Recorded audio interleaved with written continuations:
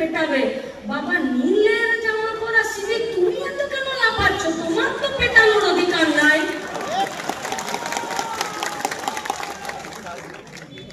এ তো বাসের থেকে কঞ্চি বড় হয়ে গেল। 9,000 টাকায় খাটাচ্ছে তোমাদেরকে, তোমাদের ধারাবাহিক কাজ, সকাল থেকে রাত পর্যন্ত কাজ, এক্সট্রা ডিউটি পড়ে তোমাদের, তোমাদের প্রত্যেক দিনের কাজ তোমাদেরকে ঠিকাতে নিয়োগ করতে পারে না। সুপ্রিম কোর্টের ভার্ডিক্ট আছে, যে কাজ ধারাবাহিক, যে কাজ স্থায়ী, সেই কাজে ঠিকা শ্রমিক নিয়োগ করা যাবে না। কোন আন্দোলনে মমতা ব্যানার্জি 1,30,000 সিভিককে নিয়োগ করেছে? তার মানে পুলিশের সংখ্যা কম, এই জন্যই পুলিশগুলো টেবিলের তলায় ঢুকে যায়।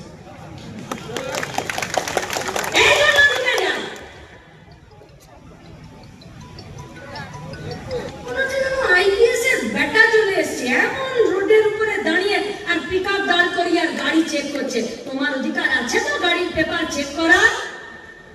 আছে তো? খুব সাবধান, খুব সাবধান। ঘরে একজনাকার গাধা ছাগল ছিল। একদিন সন্ধ্যাবেলায় পুরো ছাগল মাগল চেঁচাচ্ছে, বাইরে বেরিয়ে দেখেছে যে পাড়ার কুকুরে ছাগলের ঠ্যাংটাকে কামড়ে দিয়েছে।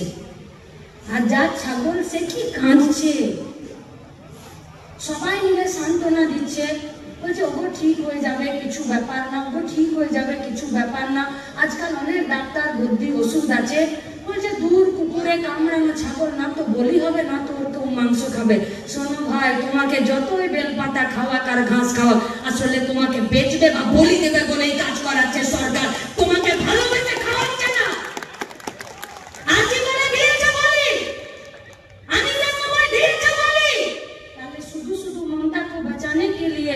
কেন বাবা সাধারণ মানুষের কাছে ভিলেনে পরিণত হচ্ছ?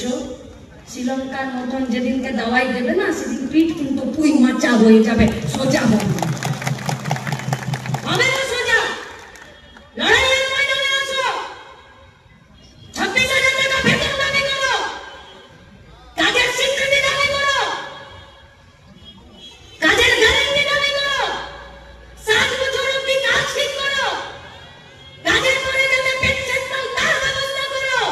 কথা দিচ্ছি ডিওয়াইএফআই, রাস্তায় যদি নিজের অধিকারের দাবিতে দাঁড়াও, কে এসে মারবে জানি না, কিন্তু সবার আগে যে এসে হাত ধরবে তার নাম ডিওয়াইএফআই।